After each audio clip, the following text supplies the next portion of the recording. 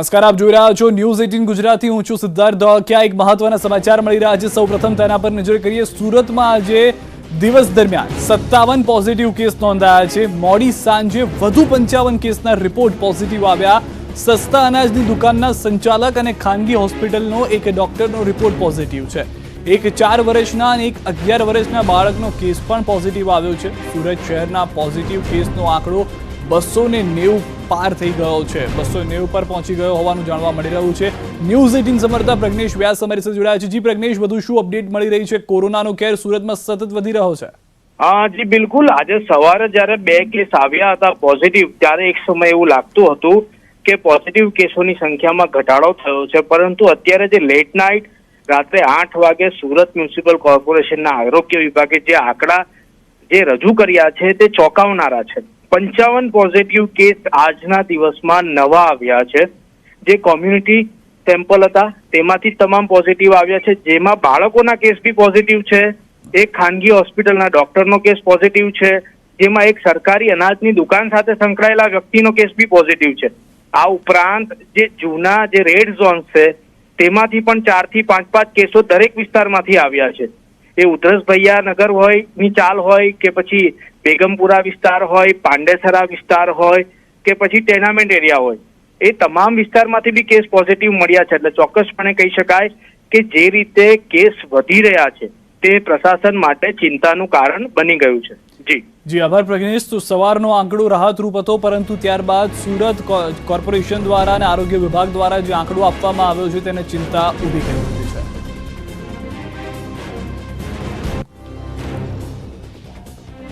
મહારાષ્ટ્રના પાલઘરમાં 2 સંતો અને તેમના ડ્રાઈવરની હત્યાથી ખળભળાટ મચી ગયો। ચોર હોવાની અફવા બાદ એકત્ર થયેલી ભીડ સંતો માટે મોત બનીને ત્રાટકી। આ દ્રશ્યો દેશની આર્થિક રાજધાની મુંબઈથી માત્ર 90 કિલોમીટર દૂર આવેલા પાલઘરના છે।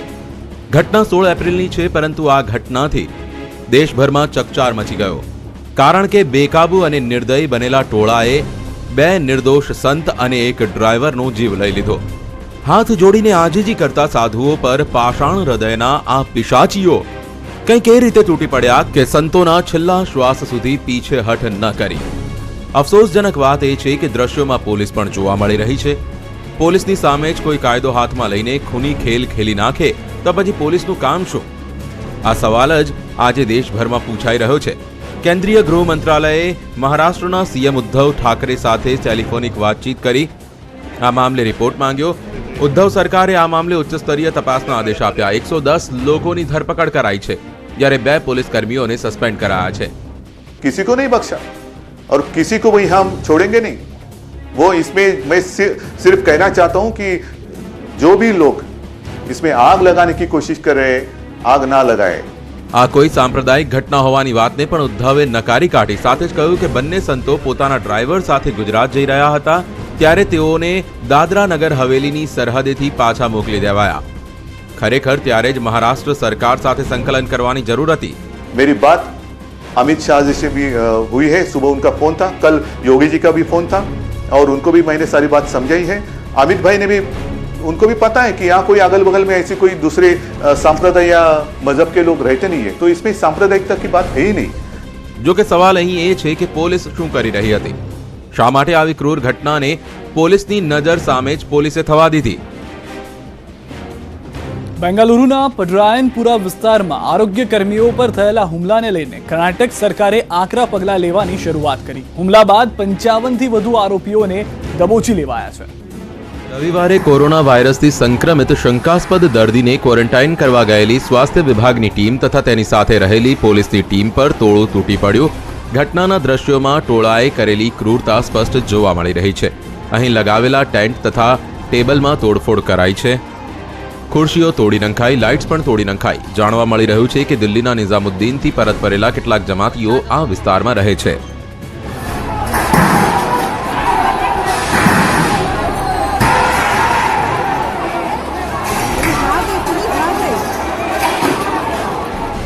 તણાવ ભરેલી સ્થિતિ વચ્ચે વિસ્તારમાં વધારાની પોલીસ ટુકડીઓ તૈનાત કરાઈ।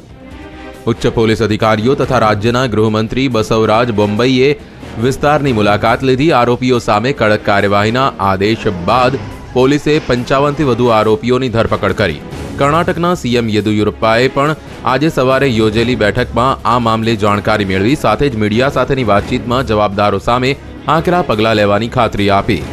મરકઝમાંથી પરત ફરેલા કેટલાક જમાતીઓએ અહીં કોરોના ફેલાવ્યો છે. તેમના સંપર્કમાં આવેલા શંકાસ્પદોને ક્વોરન્ટાઇન કરવાનું કામ ચાલી રહ્યું છે, પરંતુ કેટલાક લોકો તેઓને બચાવવા આવનારા પર જ હુમલો કરી રહ્યા છે. ફ્રાન્સની રાજધાની પેરિસમાં લોકડાઉન દરમિયાન સ્થાનિકો પોલીસ સામે ઉશ્કેરાયા. જાણવા મળી રહ્યું છે બંદોબસ્તમાં રહેલી પોલીસની ગાડીની ટક્કર એક યુવકને લાગ્યા બાદ અહીં હિંસા પણ ફાટી નીકળી.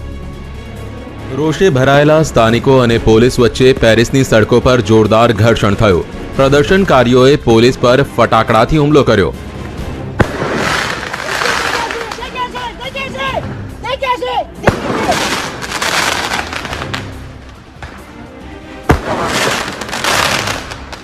પ્રદર્શનકારીઓને હટાવવા માટે પોલીસે પણ ટીયર ગેસના સેલ છોડવા પડ્યા. હવામાં ફાયરિંગની પણ ફરજ પડી. જોકે પ્રદર્શનકારીઓએ ફટાકડા ફોડવાનું શરૂ રાખતા શહેરમાં લાંબા સમય સુધી અથડામણ જોવા મળી.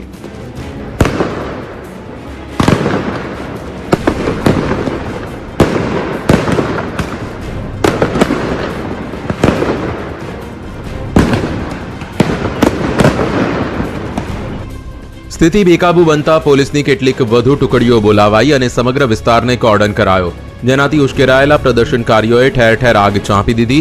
જોકે આખરે પોલીસે ટીયર ગેસના સેલ છોડી પ્રદર્શનકારીઓને ભગાડવામાં સફળતા મેળવી. જોકે હિંસાથી જાહેર સંપત્તિને ભારે નુકસાન પહોંચ્યું. ફ્રાન્સના કોરોના વાયરસથી 20,000થી વધુ લોકોએ જીવ ગુમાવ્યો છે. પરિણામે કડક લોકડાઉન અમલી બનાવાયું છે. પાકિસ્તાનના માહિતી અને પ્રસારણ મંત્રી ડોક્ટર ફિરદોસ આશિક અવનાનનું એક નિવેદન સોશિયલ મીડિયા પર જોરદાર વાયરલ થયું. ઇમરાનના આ મંત્રીએ એવો તર્ક આપ્યો કે કોરોના પગમાંથી પણ શરીરમાં પ્રવેશ કરી શકે છે. ત્યાર સુધી કોરોનાથી બચવા માટે તમે વારંવાર હાથ ધોવા, સોશિયલ ડિસ્ટન્સ જાળવવા અને સેનિટાઈઝરનો ઉપયોગ કરવા, માસ્ક પહેરવા, ખુલ્લામાં ન થૂકવા જેવા પગલાઓ અંગે સાંભળ્યું હશે. આખી દુનિયા આ નિયમોને અનુસરી રહી છે, પરંતુ પાકિસ્તાનના મંત્રીએ તેમાં વધુ એક બાબતનો ઉમેરો કર્યો. પાકિસ્તાનના મંત્રીએ મીડિયા સાથેની વાતચીતમાં જ્ઞાન વહેંચતા કહ્યું કે જો પગ ઢાંકેલા નહીં હોય તો ત્યાંથી પણ કોરોના માનવ શરીરમાં પ્રવેશી શકે છે. जिस्म हो, पाँव हो, टांगे हो, वो प्रोटेक्ट हो. ये नहीं है कि सिर्फ मैं उसके मुंह को प्रोटेक्ट कर लूँ और वायरस वो नीचे से ले आए. ये सारी चीज़ें आपको साथ साथ चलानी है और ये भी एक मेडिकल साइंस है और इसके लिए हमने मिल के काम करना है. જો કે અહીં સ્પષ્ટતા પણ જરૂરી છે કે પાકિસ્તાનના મંત્રીનો દાવો ખોટો હોય એવું પણ જરૂરી નથી, કારણ કે કોરોના કઈ રીતે ક્યાં ક્યાં કેટલો સમય ટકી રહે છે તેને લઈને રોજ નવા નવા અવલોકનો બહાર આવે છે. બની શકે કે પાકિસ્તાનના કોઈ વૈજ્ઞાનિકે તેઓને આ જાણકારી આપી હોય. અમેરિકામાં કોરોનાગ્રસ્ત કેસોની સંખ્યામાં સતત વધારો થઈ રહ્યો છે. મોતનો આંકડો પણ વધી રહ્યો છે, પરંતુ અહીંની જનતાને જાણે કે પોતાના જીવની પરવા જ ન હોય એ રીતે લોકડાઉનના વિરોધમાં રસ્તા પર ઉતરી આવી. અમેરિકાના કેટલાક રાજ્યોમાં કોરોના વાયરસને ફેલાતો અટકાવવા માટે લોકડાઉન તથા સોશિયલ ડિસ્ટન્સિંગને લઈને ગાઈડલાઈન જાહેર કરાઈ છે. જો કે હવે અહીંના કેટલાક રાજ્યના લોકો કંઈક આ રીતે રસ્તા પર ઉતરી આવ્યા. ફ્લોરિડામાં તો કેટલાક લોકો પ્રતિબંધ છતાં બીચ પર મોજ મસ્તી કરવા પહોંચી ગયા. 3 રાજ્યોમાં લોકડાઉન ખોલવાની માંગ સાથે જનતા રસ્તા પર ઉતરી આવી. કેટલાક સ્થળો પર તો યુવાનો હાથમાં બંદૂક સાથે રસ્તા પર ઉતર્યાના અહેવાલ છે. સૌથી મોટું પ્રદર્શન મિશિગનમાં જોવા મળ્યું, જ્યાં 3,000થી વધુ ભીડ રસ્તા પર ઉતરી. અહીં પણ કેટલાક લોકોના હાથમાં હથિયાર જોવા મળ્યા. હદ તો ત્યારે થઈ ગઈ જ્યારે આ 3 રાજ્યોના પ્રદર્શનને ખુદ અમેરિકાના રાષ્ટ્રપતિ ડોનાલ્ડ ટ્રમ્પનું સમર્થન છે. ટ્રમ્પે થોડા દિવસ અગાઉ જ આ 3 રાજ્યોને લઈને ટ્વીટ કર્યા. સાથે જ 3 રાજ્યોના ગવર્નરના નિર્ણયોને અયોગ્ય ઠેરવ્યા. ટ્રમ્પનું પણ સ્પષ્ટ માનવું છે કે લાંબા સમય સુધી લોકડાઉન અર્થતંત્ર માટે નુકસાનકારક છે. ટ્રમ્પે તમામ રાજ્યોના ગવર્નરને તબક્કાવાર લોકડાઉન ખોલવાની મંજૂરી પણ આપી છે. આ તરફ ન્યૂયોર્કમાં કેસ ઘટ્યા હોવાનો દાવો ગવર્નરે કર્યો. જોકે સાથે જ કહ્યું કે આપણે અડધે પહોંચ્યા છીએ, આગળ વધુ સાવધાનીઓ લોકોએ રાખવી પડશે. કેટલાક લોકો માટે સોશિયલ ડિસ્ટન્સિંગ, માસ્ક પહેરવાની સલાહ બધું જ ભેંસ આગળ ભાગવત સમાન સાબિત થઈ રહ્યું છે. આવા લોકો ન માત્ર પોતાના માટે પરંતુ બીજા માટે પણ મુસીબત બનીને ફરી રહ્યા છે. આ દ્રશ્યો ચેન્નઈના છે, જ્યાં શાક માર્કેટમાં સવારમાં સ્થાનિકો આ રીતે જોવા મળ્યા. સોશિયલ ડિસ્ટન્સિંગનું તો ઉલ્લંઘન કર્યું, સાથે જ અનેક લોકો માસ્ક વિના કે ચહેરો ઢાંક્યા વિના ખુલ્લેઆમ ફરતા જોવા મળ્યા. આ તમામ લોકો સમાજના એવા દુશ્મનો છે જેના કારણે કોરોના વાયરસના કેસ સતત વધી રહ્યા છે। આ જ આપણા દુશ્મનો છે જેના કારણે લોકડાઉન લંબાવવું પડી રહ્યું છે। આજ માર્કેટમાં કેટલાક લોકો માસ્ક પહેરીને પણ જોવા મળ્યા, પરંતુ કેટલાક લોકોને જાણે કે કોરોનાનો કોઈ ડર નથી। કંઈક આવી જ સ્થિતિ પટના નજીક દાનાપુરમાં જોવા મળી। શાક માર્કેટમાં લોકોની ભીડ એકત્ર થયેલી જોવા મળી। સોશિયલ ડિસ્ટન્સિંગ સાથે તેઓને કોઈ લેવા દેવા ન હોય તેવી અનુભૂતિ થઈ રહી છે। મોટાભાગના લોકોએ માસ્ક કે કપડાથી ચહેરો ઢાંકવાની તસદી લેવાનું ટાળ્યું હતું। देख सकते हैं कि किस तरह से भीड़ लगी हुई है। आप इधर भी देख सकते हैं कि यहाँ ये जो बाजार है, मुख्य बाजार है ये, और वहाँ किस तरह से भीड़ लगी हुई है। सोशल डिस्टेंसिंग का ध्यान नहीं रखा जाता है। हम इधर भी कहेंगे, यहाँ भी आप देख सकते हैं ये सब्जी मार्केट है और भीड़ काफ़ी है और सोशल डिस्टेंसिंग का ध्यान लोग नहीं रख रहे हैं। इससे जो है कोरोना का जो खतरा है वो बढ़ेगा। મેરઠની એક ખાનગી હોસ્પિટલ છાપામાં જાહેરાત આપ્યા બાદ વિવાદમાં ફસાઈ। હોસ્પિટલે મુસ્લિમ દર્દીઓને સૂચના આપી હતી કે એક જાહેરાત આપી આ મામલે પોલીસ ફરિયાદ પણ નોંધાઈ। ઉત્તર પ્રદેશના મેરઠની વેલેન્ટીસ કેન્સર હોસ્પિટલે અખબારમાં આપેલા વિજ્ઞાપનમાં જાહેરાત કરી કે મુસ્લિમ દર્દીઓ કોરોનાનો ટેસ્ટ કરાવ્યા બાદ જ હોસ્પિટલ આવે।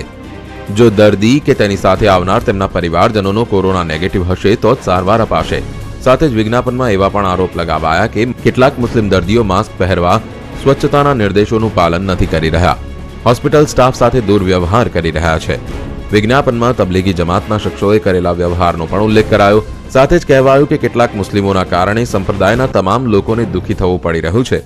આ જ વિજ્ઞાપનમાં હિન્દુઓ અને જૈન ધર્મ અંગે પણ ટિપ્પણી કરાઈ। આ બંને ધર્મના શ્રીમંત હોવા છતાં જે લોકો કંજૂસ છે તેઓને પીએમ કેરમાં દાન આપવા અપીલ કરાઈ છે। હોસ્પિટલની આ હરકતથી વિવાદ વકર્યો છે। એફઆઈઆર પણ નોંધાઈ છે। જો કે બીજા જ દિવસે હોસ્પિટલ તરફથી અખબારમાં સ્પષ્ટતા અપાઈ અને કોઈની ભાવનાઓને ઠેસ પહોંચી હોય તો માફી સાથે દાવો કરવામાં આવ્યો કે વિજ્ઞાપનનું ખોટું અર્થઘટન કરાયું। बेसिकली उसका संदेश यही है कि जो एडमिटेड पेशेंट्स हैं, देखिए उसमें ये भी लिखा है कि तुरंत एडमिट किया जाएगा, तुरंत ये होगा। उसमें तो कोई भी पेशेंट हो, हिंदू हो, मुस्लिम हो, अगर जिसमें भी जो भी हमारी गाइडलाइंस है, गवर्नमेंट की गाइडलाइंस है, उसकी जांच की जाएगी। उसमें कहीं ऐसे नहीं लिखा कि भाई मुस्लिम पेशेंट्स का ट्रीटमेंट नहीं किया जाएगा या उसमें सभी मुस्लिम पेशेंट्स की जांच की जाएगी, उसके बाद ही हॉस्पिटल में आना होगा, ऐसा कहीं नहीं लिखा। ये कुछ लोगों ने आपने देखा होगा ट्विटर पे ट्रेंड चलाया हुआ है कि hospital refuse to treat Muslim patients. यह बिल्कुल गलत है और हम उसको कंडेम करते हैं और ये लोगों को ऐसे गलत फेक न्यूज़ चलानी नहीं चाहिए। કોરોના વાયરસને લઈને દુનિયાભરમાં નવા નવા સંશોધનો પ્રયોગો થઈ રહ્યા છે। વાયરસ અંગે જેમ જેમ વધુ જાણકારી સામે આવતી જાય છે તેમ તેમ ભય પણ વધતો જાય છે, કારણ કે ફ્રાન્સમાં હવે પાણીમાંથી કોરોના વાયરસ મળ્યો। ફ્રાન્સની રાજધાની પેરિસમાં વૈજ્ઞાનિકોએ અલગ અલગ સંશોધનો હાથ ધર્યા, જેમાંથી પાણીમાંથી કોરોના વાયરસના અત્યંત બારીક નિશાન મળ્યા। જો કે સારી વાત એ છે કે પાણી પર સંશોધન થયું છે તે પીવાના ઉપયોગમાં નથી લેવાઈ રહ્યું। પેરિસની વોટર ઓથોરિટીની લેબમાં શહેરની આસપાસમાં એકત્ર થયેલા પાણીના 27 સેમ્પલમાંથી 4 સેમ્પલમાં વાયરસ હોવાનું ખુલ્યું છે। ત્યારબાદ પાણીના સેમ્પલ જ્યાંથી લેવામાં આવ્યા છે તેને સીલ કરી દેવાયો છે। જો કે વૈજ્ઞાનિકોનો દાવો છે કે શહેરના લોકો જે પાણી પી રહ્યા છે તે સ્ત્રોત અલગ છે। જે 4 સેમ્પલ લેવામાં આવ્યા તે સ્ત્રોતનો ક્યારેય પીવાના પાણી માટે ઉપયોગ કરાયો નથી। જે નહેર કે નદીના પાણીમાં કોરોનાના વાયરસ મળ્યો છે તેનો ઉપયોગ શહેરના રસ્તાની સફાઈ માટે થાય છે। સાથે જ કેટલાક પાર્ક અને બગીચામાં છાંટવા માટે પાણી ઉપયોગમાં લેવાય છે। વાયરસ મળ્યા બાદ પાણીની સપ્લાય અટકાવી દેવાઈ છે। સમાચારોમાં હાલ રોકાઈશું એક વિરામ માટે। આપ જોડાયેલા રહો ન્યૂઝ 18 ગુજરાતી સાથે। વિરામ બાદ આપનું સ્વાગત છે। ગોવા અને અરુણાચલ પ્રદેશ આ બે નાના રાજ્યો કોરોના મુક્ત જાહેર થયા છે। જો કે મહારાષ્ટ્ર, ગુજરાત સહિતના અનેક એવા રાજ્યો છે જ્યાં પોઝિટિવ કેસનો આંકડો ચિંતાજનક રીતે વધી રહ્યો છે। 24 કલાકમાં દેશમાં કોરોનાના 1540 કેસ સામે આવ્યા, જ્યારે 40 દર્દીઓના મોત થયા। અત્યાર સુધીમાં દેશમાં 2,000 દર્દીઓએ કોરોનાને માત આપી। આ સાથે જ દેશમાં કુલ પોઝિટિવ કેસનો આંકડો 17,656 થયો। આરોગ્ય વિભાગના સંયુક્ત સચિવે દાવો કર્યો કે અગાઉ દેશમાં 3.4 દિવસમાં કેસ ડબલ થતા હતા, જે હવે 7.5 દિવસે ડબલ થાય છે। આરોગ્ય મંત્રાલયે જાણકારી આપતા કહ્યું કે 18 રાજ્યોમાં કેસ બમણા થવાની એવરેજ દેશના સરેરાશ કરતાં સારી છે, જેમાં કેટલાક રાજ્યો તો એવા છે જ્યાં 20 થી 30 દિવસે કેસ બમણા થાય છે। ઉપરાંત દેશમાં 59 જિલ્લામાં છેલ્લા 2 સપ્તાહથી એક પણ કેસ સામે ન આવ્યો હોવાની જાણકારી પણ અપાઈ। આરોગ્ય વિભાગે કહ્યું કે રાજ્યમાં વધુ કેસ નોંધાઈ રહ્યા છે, તેમની સાથે કેન્દ્ર સતત સંपर्कમાં છે। જરૂર જણાય ત્યાં કેન્દ્રીય આરોગ્ય વિભાગની ટીમ પણ મોકલાઈ રહી છે। तो महाराष्ट्र में सेंट्रल गवर्नमेंट की 3 टीम वहाँ अभी भेजी गई हैं, जो मुंबई, पुणे और ओवरऑल महाराष्ट्र में स्टेट के साथ कोऑर्डिनेट करके एफर्ट कर रही हैं। इसी तरह हमारी टीम जितने भी स्टेट्स में ज़्यादा केसेस पाए जाते हैं तो उनके साथ भेजते हुए, उनके साथ डिस्कस करते हुए कैसे स्ट्रैटेजाइज किया जाए, हम उस पर काम करते हैं। इससे पहले भी हम लोगों ने कई बार इस पर डिस्कस किया है कि अगर हमारे पास केसेस आते हैं तो हम उसको 2 पार्ट में डिवाइड करते हैं, या तो हम उसे क्लस्टर मानते हैं या मल्टीपल क्लस्टर यानी कि एक लार्ज आउटब्रेक के तहत ट्रीट करते हैं। और उन जो हमारे क्लस्टर या लार्ज आउटब्रेक के हिसाब से ट्रीट करते हैं, जो हमारा प्रोटोकॉल होता है वो स्टेट के साथ डिस्कस करके, फील्ड एडमिनिस्ट्रेशन के साथ डिस्कस करके उसको कंटेनमेंट के एफर्ट्स किए जाते हैं। ઉત્તર પ્રદેશના મુખ્યમંત્રી યોગી આદિત્યનાથના પિતા આનંદસિંહનું અવસાન થયું. કોરોના સંકટ અને લોકડાઉનના કારણે વ્યસ્તતા વચ્ચે યોગી તેમના અંતિમ દર્શન ન કરી શક્યા. પિતાની અંતિમ વિધિમાં પણ યોગી સામેલ ન થયા. યોગી આદિત્યનાથના પિતા આનંદસિંહ બિષ્ટ ઘણા લાંબા સમયથી લીવર અને કિડનીની બીમારીથી સારવાર હેઠળ હતા. 89 વર્ષીય બિષ્ટનું સવારે 11:15 વાગે દિલ્હીમાં એમ્સ ખાતે નિધન થયું. દિવંગત આનંદસિંહના અંતિમ સંસ્કાર મંગળવારે ઉત્તરાખંડમાં આવેલા તેમના પૈતૃક ગામ પંચૂરમાં થશે. પિતાના નિધનના સમાચાર મળ્યા ત્યારે યોગી કોરોના વાયરસના નિયંત્રણ માટે આયોજિત એક બેઠકમાં સામેલ હતા. સમાચાર સાંભળીને તેઓ થોડા સમય માટે સ્તબ્ધ અને ગમગીન બની ગયા, પરંતુ બેઠક પૂર્ણ કરી અધિકારીઓને જરૂરી સૂચનો આપ્યા. બેઠક બાદ પિતાજીના નિધન પર યોગીએ શોક વ્યક્ત કર્યો. યોગીએ પરિવારને પાઠવેલા પત્રમાં લખ્યું કે પૂજ્ય પિતાજીના કૈલાસવાસી થવા પર મને અત્યંત દુઃખ છે. તેઓ મારા પૂર્વાશ્રમના જન્મદાતા હતા. જીવનમાં ઈમાનદારી, કઠોર પરિશ્રમ અને નિસ્વાર્થ ભાવથી લોકમંગળ માટે સમર્પિત ભાવ સાથે કાર્ય કરવાના સંસ્કાર બાળપણમાં તેમણે જ મને આપ્યા હતા. અંતિમ ક્ષણોમાં તેમના હરિદર્શનની ઈચ્છા હતી, પરંતુ કોરોના વાયરસ વિરુદ્ધની લડાઈમાં ઉત્તર પ્રદેશની 23 કરોડ જનતાના હિતમાં આગળ વધવાના કર્તવ્યબોધના કારણે હું પહોંચી ન શક્યો. કાલે અંતિમ સંસ્કારમાં લોકડાઉનની સફળતા અને કોરોનાને હરાવવાની રણનીતિના કારણે હું ભાગ નહીં લઈ શકું. અપીલ કરું છું કે અંતિમ સંસ્કારમાં ઓછામાં ઓછા લોકો સામેલ થાય. લોકડાઉન પછી દર્શનાર્થે આવેશ.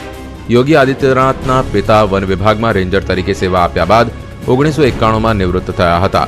બાળપણમાં જ પરિવાર છોડી યોગીએ સંન્યાસ લીધો હતો અને ગોરખનાથ મંદિરે સેવા કાર્યમાં લીન થયા હતા.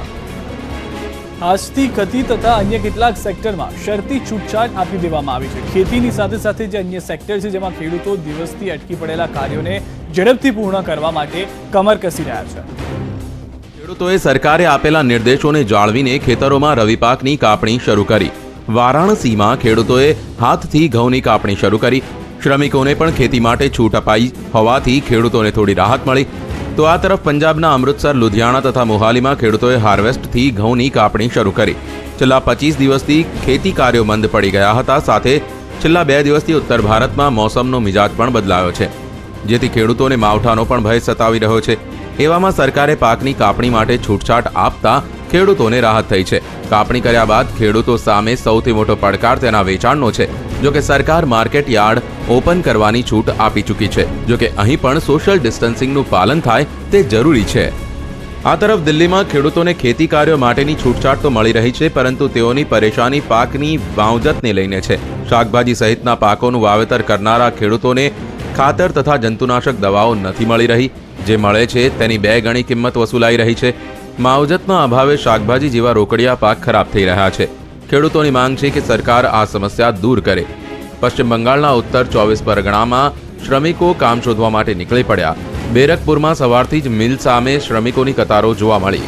સરકારે અહીં 15% કર્મચારીઓ સાથે મિલ શરૂ કરવાની અનુમતિ આપી છે. એવામાં શ્રમિકો મિલ ખુલવાની પ્રતીક્ષા સાથે વહેલી સવારથી જ પહોંચી ગયા. અહીં પણ સોશિયલ ડિસ્ટન્સિંગનું ઉલ્લંઘન થતું જોવા મળ્યું. કોરોના વાયરસથી ઝડપથી છુટકારો મેળવવા માટે થાઇલેન્ડમાં સિક્કા અને નોટને પણ સેનેટાઇઝ કરાઈ રહ્યા છે. પરિણામે થાઇલેન્ડમાં નોટબંધી જેવી સ્થિતિ છે. તમામ સિક્કા અને નોટને સેનેટાઇઝ કરવા માટે નવા સિક્કા બનાવી જૂના સિક્કાને ચલણમાંથી પાછા ખેંચી લેવામાં આવ્યા અને યુદ્ધના ધોરણે સેનેટાઇઝેશનનું કામ કરાઈ રહ્યું છે. અનેક સરકારી ટંકશાળમાં આ ખાસ પ્રક્રિયાથી સિક્કાઓનું સેનેટાઇઝેશન થઈ રહ્યું છે. સિક્કાઓને 200 ડિગ્રી સેલ્સિયસ તાપમાનમાં યુવી લાઇટ વચ્ચે રાખવામાં આવે છે, જેથી સિક્કા પર ચોંટેલા વાયરસ અને બેક્ટેરિયાનો નાશ થાય. અગાઉ થાઇલેન્ડમાં એવો દાવો કરાયો હતો કે કોરોના વાયરસ સિક્કાઓ પર 5 થી 7 દિવસ સુધી રહી શકે છે, જ્યારે નોટ પર તે વધુ લાંબા સમય સુધી રહે છે. આ જ કારણ રહ્યું કે થાઇલેન્ડ સરકારે સિક્કા સેનેટાઇઝ કરવાનું કામ શરૂ કરી દીધું, જેથી વાયરસને ફેલાતો અટકાવી શકાય. ચાઇનાની કેન્દ્રીય બેંકે ભારતમાં રોકાણ કરવાની શરૂઆત કરતા ભારત સાવધાન થયું છે. ચાઇનાએ આર્થિક મહાસત્તા માટે વાયરસ ફેલાવ્યો હોવાની જે ચર્ચાઓ ચાલી રહી છે ત્યારથી જ ચીનના ઈરાદા શંકાસ્પદ જણાતા અન્ય દેશો પણ સતર્ક બની ગયા છે. સરકારે પણ હવે આદેશ જાહેર કર્યો છે કે ચીનના રોકાણકારો ભારતમાં રોકાણ કરવા ઈચ્છે તો સૌથી પહેલા સરકારની મંજૂરી લેવી પડશે. કેન્દ્ર સરકારે આ નિર્ણય લીધો છે ત્યારે ચીનની કેન્દ્રીય બેંક પીપલ્સ ઓફ ચાઇનાએ હાઉસિંગ લોન આપતી ભારતની દિગ્ગજ કંપની એચડીએફસી લિમિટેડના 1.75 કરોડ શેર ખરીદ્યા. કોરોના વાયરસ અને તેના કારણે લદાયેલા લોકડાઉનની ભારતના અર્થતંત્ર પર ઘાતક અસર વર્તાઈ રહી છે. એચડીએફસી લિમિટેડના શેર 32% જેટલા તૂટ્યા, જેનો ફાયદો ઉઠાવી ચાઇનાની કેન્દ્રીય બેંકે રોકાણ વધાર્યું. એવામાં એ આશંકા પ્રબળ બની રહી છે કે શું ચાઇનાએ જાણી જોઈને વિશ્વને સંકટમાં મૂક્યો? કારણ કે ચાઇના ધીમે ધીમે કોરોનાની અસરમાંથી બહાર આવી રહ્યું છે અને અન્ય દેશોમાં રોકાણ વધારી રહ્યું છે. થોડા દિવસ અગાઉ યુરોપના અનેક દેશોએ પણ ચીનના રોકાણકારોને લઈને આકરા નિર્ણયો લીધા. પોતાના પ્રત્યાપરણને પડકારતો કેસ વિજય માલ્યા હારી ગયો. બ્રિટનની કોર્ટે ભાગેડુ માલ્યાની અરજી ફગાવતા હવે માલ્યાને ભારતમાં ઢસડી લાવવાનો કાયદાકીય માર્ગ મોકળો બન્યો છે. વર્ષ પહેલા બ્રિટનની વેસ્ટમિનિસ્ટર મેજિસ્ટ્રેટ કોર્ટે વિજય માલ્યાના ભારત પ્રત્યાર્પણને મંજૂરી આપી હતી, જેની સામે માલ્યાએ કોર્ટમાં અપીલ કરી. જો કે આખરે કોર્ટે માલ્યાની દલીલોને નકારતા તેનો કારમો પરાજય થયો છે. માલ્યાના પ્રત્યાર્પણનો કેસ હવે બ્રિટનના ગૃહ સચિવ પાસે જશે, જ્યાં મૂળ ગુજરાતી પ્રીતિ પટેલ બેઠા છે. એટલે માનવામાં આવી રહ્યું છે કે માલ્યાને હવે ભારત લાવવાથી કોઈ નહીં બચાવી શકે. વિજય માલ્યા ભારતની 13 બેંકો પાસેથી 9,000 કરોડ રૂપિયાની લોન લઈને નાસી છૂટ્યો છે. માર્ચ 2016થી તે બ્રિટનમાં વૈભવી જીવન ગાળી રહ્યો છે. આ દરમિયાન તે કોર્ટ સમક્ષ પોતાની છબી સુધારવા અનેક વખત મૂળ રકમ ચૂકવવાની ઓફરો આપતો રહ્યો છે. સમાચારોમાં અત્યારે બસ આટલું જ, પરંતુ આપ તમામ લોકોને વિનંતી છે કે આપ આપના ઘરમાં રહો, સુરક્ષિત રહો, આપના પરિવાર સાથે રહો. જોતા રહો ન્યૂઝ 18 ગુજરાતી.